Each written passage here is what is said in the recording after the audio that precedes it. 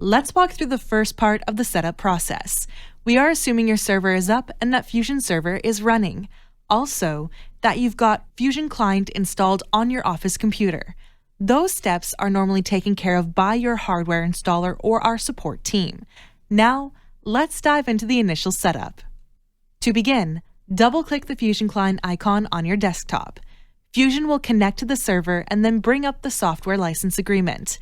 When you're ready, click Accept to move on to the first Launch Assistant window. It's important to complete this window before you can use Fusion Client on other computers. Just click the right arrow to move past the intro. Next up, on the Operation Information page, provide your business's contact details. If you have multiple locations, this info is for the company that owns all the operations. It'll show up on reports and invoices generated with Fusion, regardless of the location.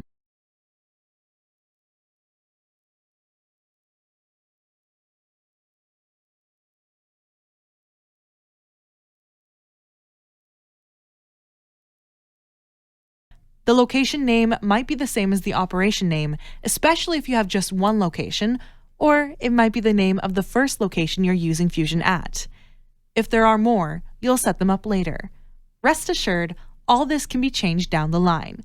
Once you're set, hit the right arrow to move to the user information page. Every user in Fusion will have their own account and permission level. You'll add more users later on, but for now, put in your own info so Fusion can get started with at least one user. You'll automatically have admin level permissions.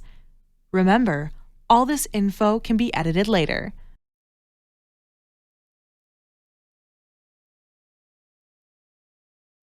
When you're done, hit the right arrow to go to the Units page. Here's where you pick the units Fusion will use in different situations. For instance, choose between pounds or kilograms for animal weights. One thing to note, the choice you make here is permanent. The default settings usually work for most US and Canadian yards. If you're not sure, get in touch with us before moving on. Once you're done, hit the right arrow again. The Synchronization with Trucks page is likely already set up right for you. Only make changes here if you don't have any feed trucks or won't be using Fusion for feeding. Keep the port number as is, unless our support team suggests otherwise. These settings can be adjusted later, so click the right arrow when you're ready for the last page. On this last page, you'll need to enter a launch code provided by our support team. If you haven't received it yet, reach out to us before hitting proceed. Also, make sure your computer is connected to the network so Fusion can grab a valid license key. Once you've entered the launch code and confirmed your connection, hit Proceed.